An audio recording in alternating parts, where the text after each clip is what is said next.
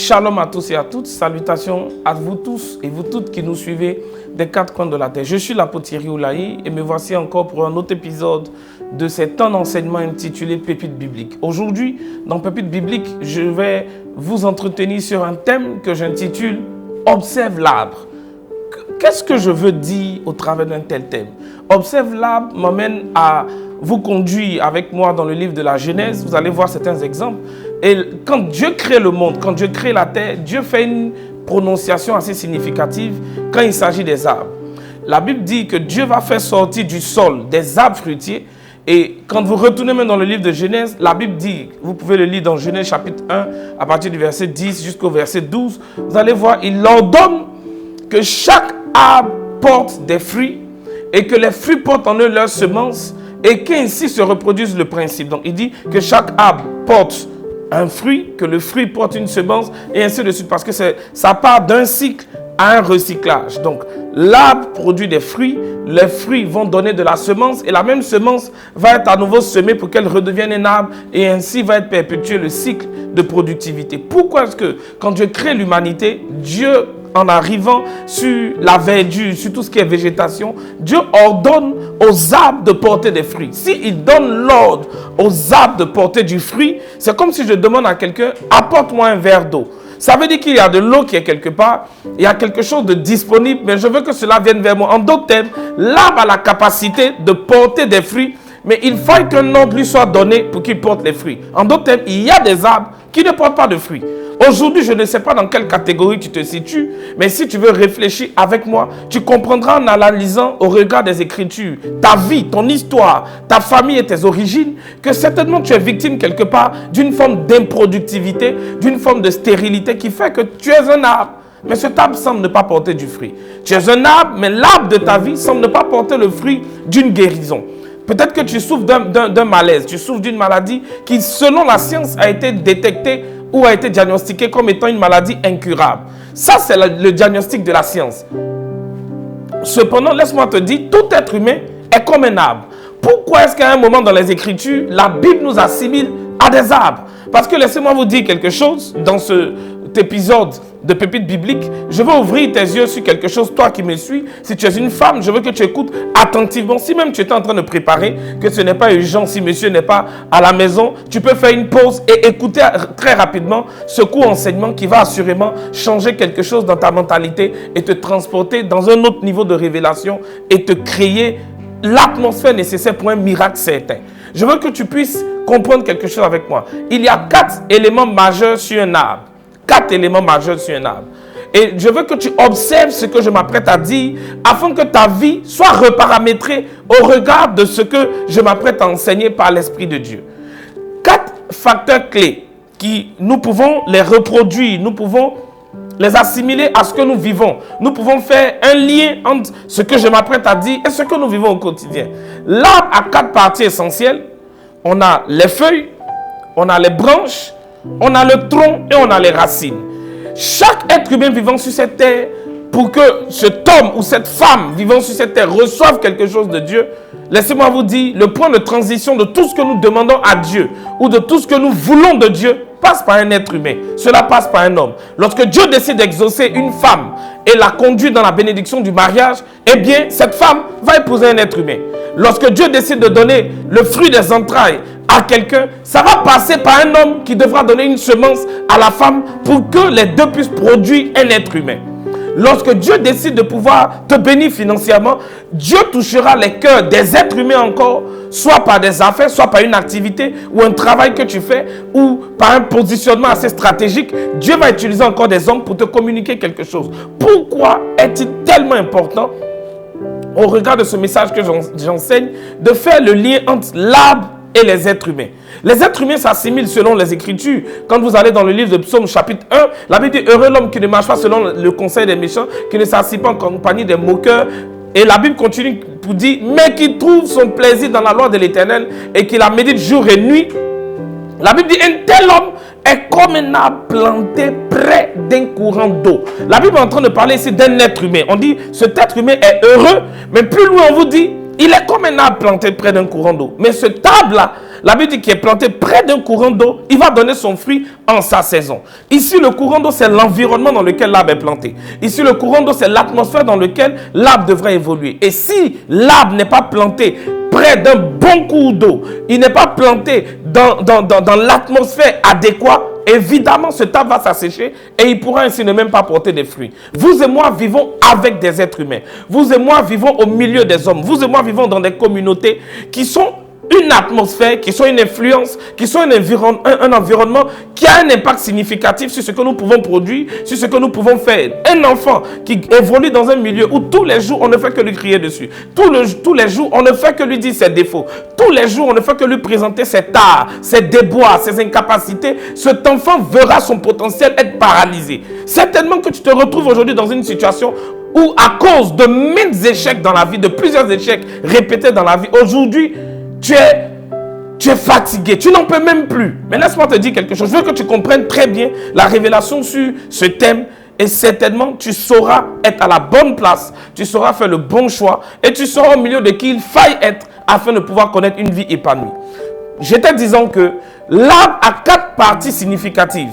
On a les feuilles, les branches, le tronc et les racines. C'est quoi une feuille? Une feuille, c'est la partie visible, la partie la plus perceptible d'un arbre.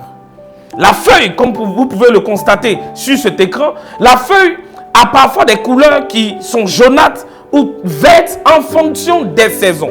Il y a des arbres, quand vous partez dans certains pays développés qui ont les 4 saisons, l'été, l'automne, l'hiver, le printemps, vous allez voir que le feuillage des arbres, il change de couleur en fonction de la saison dans l'année dans laquelle on se trouve. Il y a des hommes comme ça qui sont dans votre vie, qui sont comme des feuilles. Ils paraissent dans votre vie pour faire apparaître la beauté de votre vie. Quand ils sont dans votre vie, c'est pour annoncer des saisons. Ce n'est pas des personnes qui viennent pour la longue durée. Ce n'est pas des personnes qui sont des amitiés ou des relations sur le long terme. Une feuille, c'est une partie visible d'un arbre. La feuille, parfois, devient jaune ou verte en fonction des saisons. Vous avez des individus comme ça. Lorsque ça va dans votre vie, ils sont là comme des personnes vertes. Mais quand ça ne va plus, ils changent de couleur. Ils flétrissent en fonction des saisons ou des situations, en fonction du gain ou en fonction des intérêts qu'ils reçoivent de vous. Ça, ce sont les hommes feuilles. Mais laissez-moi vous dire quelque chose. On ne peut pas compter sur les feuilles. Parce que les feuilles, elles partent. Les feuilles, elles quittent l'arbre. Les feuilles ont juste besoin d'un petit vent pour se détacher d'un arbre. Il y a des personnes comme ça, au moins un petit problème, au moins un petit scandale de votre vie, ils vous abandonnent. Ils quittent le territoire de votre vie. Mais laissez-moi vous dire, c'est bon d'avoir la révélation de qui ils sont. Parce que mieux vaut connaître quelqu'un, savoir comment marcher avec lui, savoir comment le recadrer dans notre vie, que de ne pas connaître les gens et de marcher à l'aveuglette afin plus tard de naviguer à vue. Et c'est ce qui est malheureux.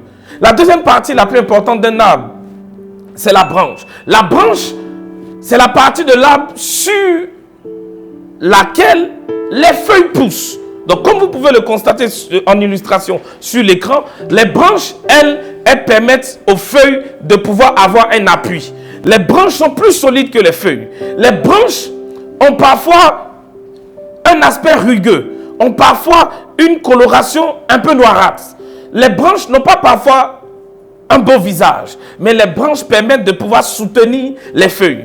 Mais le paradoxe ici avec les branches, c'est que les branches, bien qu'étant plus fortes que les feuilles, les branches, quand il y a une tempête, elles partent. C'est quoi ici le mystère avec les branches? Une tempête, laissez-moi vous dire, c'est un vent un peu plus fort. C'est un vent difficile, un vent qui parfois essaie de souffler à contre-courant. Un vent qui est parfois contraire à ce que vous attendiez. Et les branches, ce sont les individus qui, dans votre vie, quand les choses semblent être plus difficiles, que vous avez besoin de plus de soutien, que vous avez besoin de réconfort, que vous avez besoin à ce moment précis, que les gens soient avec vous, c'est là que les branches se cassent. Et quand les branches se cassent, elles partent avec les feuilles. Ça, c'est le type de relation tout ce qu'ils ont mené dans votre vie. Si vous ont présenté à un chef d'État, si vous ont présenté à un directeur de société, si vous ont permis d'avoir un contrat, quand eux, ils quittent votre vie, ils partent avec tout ce qu'ils ont mené dans votre vie. Et c'est ça la branche. Cependant, il y a une troisième partie que je veux que tu considères. C'est le tronc.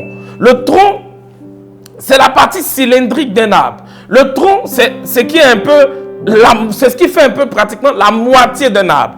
Mais laissez-moi vous faire comprendre quelque chose. La plupart du temps, quand on veut abattre un très gros arbre ou un arbre qui est très grand en taille, on commence d'abord à le couper par la moitié. On commence à le couper par le tronc. Le tronc, c'est le point de transition et c'est à partir du tronc que toute la sève dont a besoin l'arbre est distillé dans l'arbre. Le tronc, c'est l'élément de distribution, c'est le point de distribution de tout ce dont l'arbre a besoin. Le tronc ici symbolise ces individus-là par qui beaucoup de choses passent. Ils ont énormément d'informations sur vous. Ils peuvent vous permettre d'être coupés en deux. Ils peuvent séparer même des mariages, des foyers. Ils peuvent diviser en deux des familles parce qu'ils savent que les informations qu'ils détiennent sont capitales. Il y a des gens, quand vous les rencontrez, faites très attention de vous retrouver dans des environnements où c'est vous qui dites toujours, c'est vous qui donnez des informations, mais vous n'en recevez pas. Quand vous êtes avec eux, vous parlez, ils vous écoutent, mais eux, ils n'ont jamais rien à dire. Le tronc est une partie sensible d'un arbre, parce que si le tronc est coupé, l'arbre commence à s'assécher par le dessus qui reste, puisque le tronc contient la sève. Le tronc contient tout ce dont l'arbre a besoin pour pouvoir le communiquer après aux branches jusqu'aux feuilles. Le tronc est un élément très vital d'un arbre. Le tronc, quand vous regardez le corps humain, si je veux faire une transposition dans ce que je viens de dire, entre ce que je viens de dire et le corps humain, vous allez voir que les feuilles, c'est comme le visage d'un homme. C'est la première partie la plus perceptible quand on voit quelqu'un. En général, d'autres rentrent dans des relations parce qu'ils ont vu un beau visage. Mais ils ne connaissent pas en fait le fond de la personne. Et le fond d'un être humain, c'est le tronc. Qu'est-ce qu'il y a dans le tronc de la vie des personnes avec qui tu marches? Qu'est-ce que ces personnes trament dans leur cœur? Et quand vous regardez l'être humain est comme même un arbre. Les mains d'un homme, c'est comme les branches d'un arbre. C'est avec les mains qu'on reçoit. C'est avec les mains qu'on donne. C'est pareil avec les branches. C'est les branches qui portent du fruit parce que c'est où il y a les branches qu'il y a les feuilles. Mais le tronc, c'est comme la partie de la hanche de l'homme. Lorsqu'on veut saisir quelqu'un, lorsqu'un homme aime une femme, l'une des premières parties qu'il tient, c'est la hanche de la femme. C'est un symbole très fort, un peu comme la Bible dit dans Ésaïe 45. Il dit, quand il appelle Cyrus, il dit, je vais relâcher la ceinture des rois. Parce que le symbole de ceinture des rois était ce qui donnait l'équilibre à la royauté ou de l'honorabilité à la royauté des personnes. Il y a des personnes comme ça qui sont comme un trône dans votre vie. Il y a des personnes comme ça qui sont comme une moitié dans votre vie. Lorsque ces personnes partent de votre vie, vous sentez un gros vide dans votre vie. Mais laissez-moi vous dire quelque chose de merveilleux pour terminer. Il y a une quatrième partie d'un arbre qui est tellement prophétique et tellement importante à comprendre. C'est la racine de l'arbre. C'est quoi une racine? La racine, c'est la partie cachée. La racine, c'est la partie invisible. La racine, c'est la partie qui se cache, qu'on ne voit pas. La racine, c'est la partie qui accepte d'aller dans les profondeurs et dans les salissures les plus impensables de la terre, afin d'aller puiser tous les sels minéraux et tous les nutriments nécessaires afin de les communiquer à l'arbre. La racine, c'est la partie qui décide de s'abaisser pour que l'arbre soit élevé. La racine, c'est la partie qui accepte de s'humilier pour que l'arbre soit honoré. Quand on voit un arbre et on est content de ses fruits, ce qui fait cet arbre est caché. Ce qui fait ce qui est vu, en général, n'est pas vu. Prenez garde, mesdames, mesdemoiselles et messieurs, vous qui me suivez des quatre coins de la terre. Les racines de vos vies sont les personnes dans votre vie que certains ne doivent jamais connaître. Il y a des gens, quand Dieu vous fait la grâce de les connaître, d'autres personnes ne doivent même pas savoir que vous avez de telles relations. Il y a des amitiés à cacher. Il y a des relations à cacher, il y a des relations à préserver. Parce que dès que la racine d'un arbre commence à être exposée, l'arbre court à sa perte. Aujourd'hui, à force d'avoir tellement parlé de ce que tu as, à force d'avoir tellement parlé du potentiel que Dieu t'a donné, aujourd'hui tu cours le risque, et sinon tu as couru le risque d'exposer les racines de ta vie. La racine, c'est un peu comme le pied d'un homme. Quand vous regardez dans la science, si vous demandez à ceux qui font l'acupuncture, ils vont vous dire tous les nerfs du corps descendent dans le pied. Tous les nerfs du corps descendent dans le pied. C'est pourquoi, parfois, quand vous vous semblez très fatigué, vous avez l'impression qu'il y a comme une pointe qui vous est rentrée dans le pied. Vous n'arrivez pas à marcher et vous êtes tout fatigué. Parce que le pied symbolise la racine de la vie. Sans le pied, on ne peut pas aller de l'avant. Même si tu as un rendez-vous important, même si tu as quelque chose à recevoir, même si tu as une récolte à recueillir ou à réunir, il est impossible de te déplacer d'un lieu à un autre pour aller recevoir quoi que ce soit si tu n'as pas de pied. Mesdames, mesdemoiselles et messieurs, faites très attention au type d'individus qui viennent dans vos vies. Parce qu'un homme a la capacité d'influencer ta vie. Toutes les personnes que vous rencontrez ont deux rôles essentiels dans votre vie. Soit ils viennent investir dans votre vie, soit ils viennent pour vous apporter où ils viennent pour vous dépouiller. Ma prière pour vous, de manière prophétique, pendant que tu es en train de me suivre, c'est que le Dieu des cieux éloigne de toi toute atmosphère démoniaque et négative qui est sur des individus qui passent certainement par erreur ou par faute, tu les as laissés entrer dans les 5 mètres les plus intimes de ta vie. Et ces personnes, depuis lors, ont créé toute forme de problème et ont apporté l'opprobre dans ta vie. Ma prière pour toi ce soir, que le Dieu des cieux te délivre de toute amitié et relation toxique. Tout homme qui certainement depuis 15 ans est en fiancé avec toi. Tout homme qui certainement depuis 5 ans, depuis 8 ans, il t'exploite, il t'utilise, mais il ne veut pas aller faire le premier pas pour t'épouser. Ma prière pour toi ce soir, que ceux-là qui ne connaissent pas ta valeur, ceux-là qui ne savent pas ce que Dieu a mis en toi, que le Saint-Esprit les éloigne de toi et que la place soit donnée aux hommes de destinée. Que Dieu attire vers toi des hommes et des femmes racines dans le pays où tu te trouves. Que Dieu te donne, si tu te retrouves en France, tu te retrouves en Europe, aux États-Unis et que tu as des problèmes avec tes papiers, tu ne sais à quel saint te vouer. Ma prière pour toi, c'est que le Saint-Esprit amène des hommes et des femmes vers toi, des hommes et des femmes de bien, des hommes et des femmes racines qui vont attirer dans ta vie la capacité de pouvoir passer d'un niveau abaissé à un niveau élevé. Que Dieu attire vers toi, que Dieu te connecte à des hommes et des femmes racines, des hommes qui vont te donner accès à des capacités, à des potentialités, qui vont t'introduire à des personnes qui vont t'accorder ce pourquoi tu as souffert dans la vie. Si tu devais passer plus de 10 ans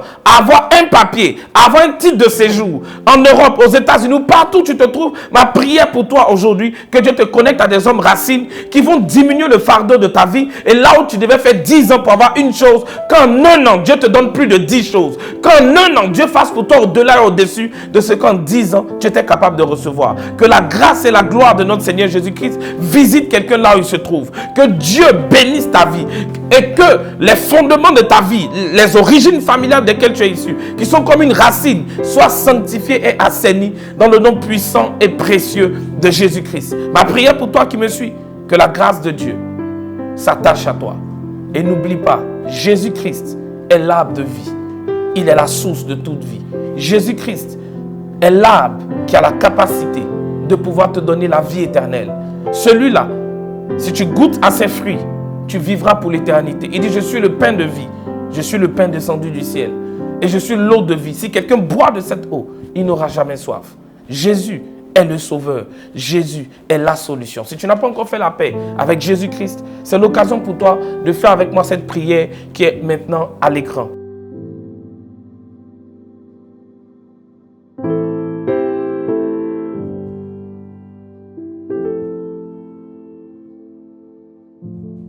Que Dieu te bénisse d'avoir accepté Jésus comme Seigneur et Sauveur personnel et que sa grâce reste et demeure avec toi. Shalom.